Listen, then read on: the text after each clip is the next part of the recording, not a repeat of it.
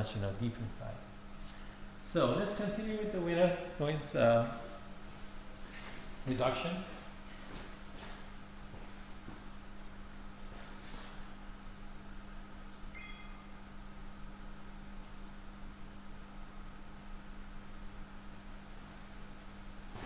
So we saw that how Wiener designed that filter, the Wiener filter, which was dependent on the SNR of the signal. So when we have the low SNR, so SNR here in this horizontal axis is shown by the dB. You know that it's a decibel value. So minus 25, it means that the noise is much stronger than the signal. 0 dB, it means that the noise and the signal, they have the same energy. The amplitude, at least, of the signal and the noise are the same. And when you go to the negative parts, it means that noise is getting more strong than the signal. So minus 25 is already too much. We can say that the signal is drowned inside the noise. And when you go to the positive side, it means that the signal is getting more strong than the noise. So in the positive SNRs, after some value, we see that we are saturating. So here is the filter value and the dB. And when you get to the 0, it means that the filter is just passing the signal through. The filter is doing nothing. Just passing the signal through, and the input goes directly to the output. Why? Because the SNR is already high. And here you see that we have, for example, minus 50 dB attenuation. So we can have a more sophisticated version of the Wiener filter by using some parameters. And this parameter should be for the filter itself. So the entire filter should be to the power of beta. Or at least, because we are calculating the noise, this noise in every noise-free frames, noise-only frames. So in the frames that signal doesn't exist, we might face with some kind of overestimation or underestimation of the noise in the algorithm that we are applying for calculating the power spectral density of the noise. We may encounter a kind of overestimation of the noise or underestimation of the noise. And because noise is normally stationary, we can depend the noise estimation to a parameter like alpha, and using a training sample, we can figure out what is the best alpha to put it here. Whether our algorithm is overestimating the noise or underestimating the noise. And then we can trade this alpha and also the beta, these two free parameters of the Wiener filter, to get the best Wiener filter we can have. So here you'll see how by changing the beta value of the filter when alpha is taken as 1 and its counterpart when beta is taken as 1 and alpha is changing from 1 to 8, for example, how it's depending to the filter output. So it actually makes the filter non-linear. Wiener filter is a linear filter. But using this alpha and beta, we are actually getting out of linearity and somehow making it a non-linear filter. But we already know that Wiener filter is data dependent. By these two parameters, alpha and beta, we are doing a supervised filtering. So we have a kind of training data. We train these two parameters based on the input data and probably the environment that the data is gathered from. And then somehow we are pushing the signal, which was already the filter, which was already a linear filter, towards something non-linear. But you can get much better results using this. I've already tested this and I've got much better results than just a normal Wiener filter. Another algorithm that is very famous, and we have different, really different types of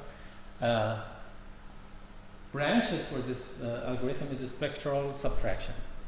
It's actually very easy in the beginning, but there are different types of algorithms that came afterwards, and they try to get more sophisticated in order to get rid of one of the consequences of a spectral subtraction, which we will meet later, and it's the distortion of the signal. So spectral subtraction is again a kind of filtering, but it will introduce in the end some kind of musical noise that somehow annoys the listener. The idea of spectral subtraction is that the same thing that we have for the Wiener filter. We have the signal observed. This signal contains the clean one plus some noise, the additive noise from the environment, which in the frequency domain can be written as this, the second line. We know that the frequency representation of the signal is complex. Because it's complex, it can be written with the amplitude and the phase. So both the observed signal, the noise signal, and the other one, the clean one, they all can be written as the amplitude version of that plus some phase. The phase of the observed signal, the phase of the noise. And we know that catching the phase of the noise is really hard. Noise is random. So if you can catch the phase of the noise, you're tracking the noise, and it's almost impossible. So in reality, what we do is different, and the algorithm that comes afterwards is the one that's named as spectral subtraction. So what is the signal that we can get out of that? So it's kind of speech enhancement. Well, we're going to get the signal, the speech, the clean speech, out of the noisy one. How to get this estimation of the clean speech is to say that you know already the magnitude or the amplitude of the observed signal because you have it. So you can easily just go to the Fourier domain, and the absolute value of the Fourier domain is nothing but this, the first term. If you can get the amplitude of the noise and then you subtract it from the observed one, the only thing that remains for the clean signal is the phase. Because tracking the phase for this clean signal is hard, and if you know the clean signal one, and if you know the observed one, you can easily get the noise.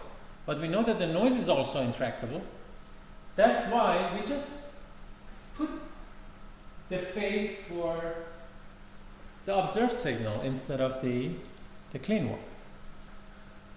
Hopefully, if the noise is not strong enough, then the phase of the clean signal is not changed too much. And this phase, which is belonging to the observed one, is very close to the real clean signal. Otherwise, it will make a kind of distortion. So that's the entire idea of the spectral subtraction. To get this value, you already have it. Just find out the absolute value of the noise signal, amplitude, and put the phase from the one which was already observed. You will get the signal. You will estimate the signal. So the suppression rule is actually written like this, that the signal amplitude square, or the power of the signal, because noise and signal are independent, so the observed signal square is this observed, the power of the signal, clean signal, plus the power of noise, and then you can just send the noise power to the right hand side, and you get the power of the signal itself. But in general, you can depend this equation instead of the power to anything, the power of any power like P. But this P should be trained. In general, at least in my experiments, I figured out that p equal to 2 is almost, in the most cases, is the best value. So I'm not advising anyone to put anything rather than p equal to 2 there. Even though it's possible to take p any values, any power. But at least in my experiments, I figured out that p equal to 2 is almost all the time giving the best value. And because you're doing the filtering, so we know that the power spectrum of this, the output is, so it's just the filtering, which is the observed signal filtered, and you get the output of this, the filter, which is the clean signal, supposed to be the clean signal. And the power of that is just the square of the power of the filter times the power of the signal which is observed, and it's noisy. So it means that the suppression rule for the filter will be achieved like this. So just replacing values for the x, you will get such effect here. And it turns out that it's nothing but the square root of the Wiener suppression rule. So the spectral subtraction relation with the Wiener filter is that the suppression rule for the Wiener filter is the square of the suppression rule for the spectral subtraction. And this is the structure when you want to do the spectral subtraction. This is the structure that you can take it in order to enhance the speech signal. So you have the noisy speech signal. You transfer it to the Fourier domain using the FFT command. Then you need to, using the VAT algorithm, to find out those frames which are only the noise. Based on that, you can estimate the noise, the amplitude value, or the square root value, or p value, whatever values of that. And you have the observed signal. In the frequency domain, you also can get this amplitude value, or amplitude square value, and you can subtract them. This can be as your estimation of the amplitude value of the clean signal. But about the phase, you can just take the phase from the observed one. And then mixing them together and inversing the Fourier transform, you'll get back to the time domain and you'll have your enhanced speech.